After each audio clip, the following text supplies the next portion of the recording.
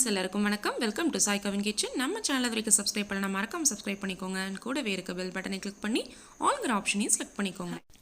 Hi friends, இன்றைக்கி நம்ம இந்த வீடியோவில் எல்லாருமே பிடிச்சமான ஒரு ஈவினிங் ஸ்நாக்ஸ் கோபி 65 எப்படி செய்யலாங்கிறத பார்க்க போகிறோம். அதுவும் எண்ணெயில் கொஞ்சம் கூட மசாலா ஊதிராமல் நல்ல மொறுமொறுப்பாக ரெஸ்டாரண்ட்டில் கிடைக்கிற மாதிரியே செய்யக்கூடிய இந்த கோபி 65 இப்போ வாங்க எப்படி செய்யலாங்கிறத பார்க்கலாம். கோபி 65 பண்ணுறதுக்கு நான் இன்றைக்கி ஒரு காலிஃப்ளவரை இந்த மாதிரி மீடியம் சைஸ் துண்டுகளாக கட் பண்ணி எடுத்து வச்சுருக்கேன். இப்போ அடுத்ததாக இதை நம்ம ப்ரீ ப்ராசஸ் பண்ணி எடுத்துக்கலாம். அதுக்கு ஸ்டவ் ஆன் பண்ணிவிட்டு ஒரு பாத்திரத்தில் கொஞ்சமாக தண்ணி சேர்த்துக்கோங்க. தண்ணி நல்லா சூடானதும் இது கூட கொஞ்சமாக கல்லுப்பு ஆட் பண்ணிக்கலாம். கூடவே அரை ஸ்பூன் அளவு மஞ்சள் சேர்த்துக்கோங்க. சேர்த்துட்டு நல்லா கொதி வந்ததுக்கப்புறமா நம்ம கட் பண்ணி எடுத்து வச்சுருக்க அந்த காலிஃப்ளவரை தண்ணியில் சேர்த்துக்கலாம். இது இப்போ கரெக்டாக ஒரு 2லேருந்து 3 நிமிஷம் இருக்கட்டும். அதுக்கப்புறமா தண்ணியிலேருந்து ட்ரெயின் பண்ணி வெளியில் தனியாக எடுத்து வச்சிடலாம். ரொம்ப நேரம் அந்த தண்ணியிலே போட்டு வேக வச்சாலோ இல்லை தண்ணியிலே போட்டு மூடி வச்சிங்கனாலும் காலிஃப்ளவர் ரொம்ப சொதன்னு ஆகிடும். அந்த கிறிஸ்பினஸ் நம்ம கிடைக்காது. இப்போ காலிஃப்ளவரை சுடு தண்ணியில் சேர்த்து கரெக்டாக ஒரு 2 நிமிஷம் ஆகிடுச்சு. இப்போ நான் தண்ணியிலேருந்து ட்ரெயின் பண்ணி தனியாக ஒரு பிளேட்டுக்கு மாற்றிக்க போகிறேன். இப்போ ப்ரீ ப்ராசஸ் பண்ணி எடுத்து வச்ச காலிஃப்ளவரை பிளேட்டுக்கு மாற்றி நல்லா ஆற வச்சிடலாம். அதுக்கப்புறமா கோபி 60க்கு தேவையான மசாலாவை ரெடி பண்ணி எடுத்துக்கலாம். ஒரு மிக்சிங் பவுலில் நான் அரை கப் அளவு கார்ன்ஃப்ளவர் எடுத்து வச்சுருக்கேன். இப்போ அதில் சேர்த்துக்கலாம். கூடவே 1/4 கப் அளவு மைதா மாவு ஆட் பண்ணிக்கலாம்.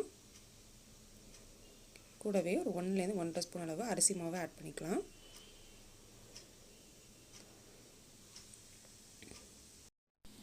அடுத்ததாக இது கூட 1லேருந்து 1.5 ஸ்பூன் அளவு இஞ்சி பூண்டு விழுது ஆட் பண்ணிக்கலாம்.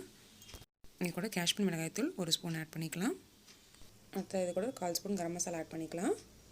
கூடவே தேவையான அளவு சால்ட் ஆட் பண்ணிக்கலாம். இதெல்லாம் ஆட் பண்ணதுக்கப்புறம் ஃபஸ்ட்டு ஒரு ஸ்பூன் வச்சு நல்லா மிக்ஸ் பண்ணி விட்டுருங்க. அதுக்கப்புறமா இப்போ கொஞ்சம் கொஞ்சமாக தண்ணி சேர்த்து இது நல்லா நம்ம திக்கான பேஸ்டாட்டம் ரெடி பண்ணிட்டு வந்துடலாம். ரொம்ப தண்ணி சேர்த்துட்டிங்க அப்படின்னா பஜ்ஜி மாவு மாதிரி அதில் நல்லா கோட் ஆகாது. உங்களுக்கு ஓரளவு திக்கான பேஸ்ட்டாக நம்ம ரெடி பண்ணி வச்சுக்கிட்டா தான் இப்போ காலிஃப்ளவர் எல்லாத்தையுமே அந்த பேஸ்ட்டில் டிப் பண்ணி போட்டிங்க அப்படின்னா உங்களுக்கு மசாலா உதிராமல் ரொம்பவே கிறிஸ்பியாக ஹோட்டலில் கிடைக்கிற மாதிரியே கிடைக்கும். அதனால் தண்ணி சேர்க்கும் போது நல்லா பார்த்து சேர்த்துக்கோங்க. பாருங்கள், இந்த பேஸ்ட் இந்த அளவுக்கு நல்லா திக்காக ரெடி பண்ணி வச்சுக்கோங்க. இப்போ அதில் நம்ம வேக வச்சு எடுத்து வச்சுருக்க காலிஃப்ளவர் ஆட் பண்ணிக்கலாம். உங்களுக்கு கலர் இன்னும் கொஞ்சம் டார்க்காக வேணும்னு நினச்சிங்க அப்படின்னா கொஞ்சமாக ஃபுட் கலர் கூட ஆட் பண்ணிக்கோங்க. எல்லா காலிஃப்ளவரையும் இதில் போட்டு கலந்து வச்சாச்சு. இது ஒரு 10லேருந்து 15 நிமிஷம் நல்லா கோட்டாகி ஊறட்டும். அப்போ தான் காலிஃப்ளவர் சாப்பிட்றதுக்கு நல்லா உள்ளேயும் ஜூஸியாக இருக்கும். அடுத்ததாக ஸ்டவ் ஆன் பண்ணிவிட்டு ஒரு கடாயில் தேவையான அளவு எண்ணெய் சேர்த்துக்கலாம். இப்போ எண்ணெய் நல்லா ஹீட் ஆகட்டும்.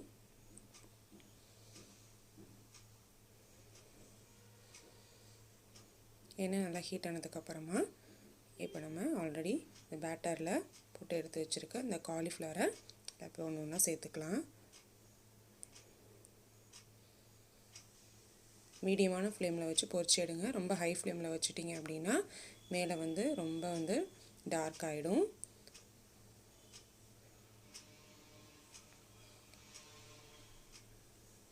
ஃபஸ்ட்டு பேட்ச் நம்ம போட்டு எடுத்துக்கலாம்.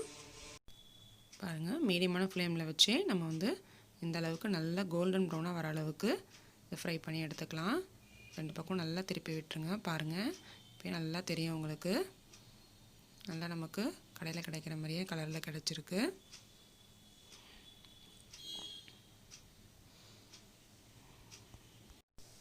கோபி 65 ஒரு பேட்ச் ரெடி ஆகிடுச்சு. நல்லா இந்தளவுக்கு கலர் கோல்டன் ப்ரௌன் ஆகி கிறிஸ்பியாக கிடச்சதுக்கப்புறமா இதை இப்போ நம்ம வெளியில் எடுத்துடலாம்.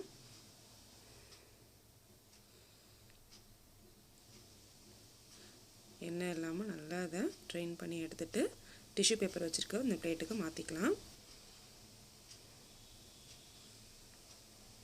சுட சுட சுவையான நல்லா மொறுமொறுப்பான கோபி 65 இப்போ சூப்பராக ரெடி ஆகிடுச்சு. இதே மாதிரி இப்போ எல்லாமே நம்ம ரெடி பண்ணி எடுத்துகிட்டு வந்துடலாம்.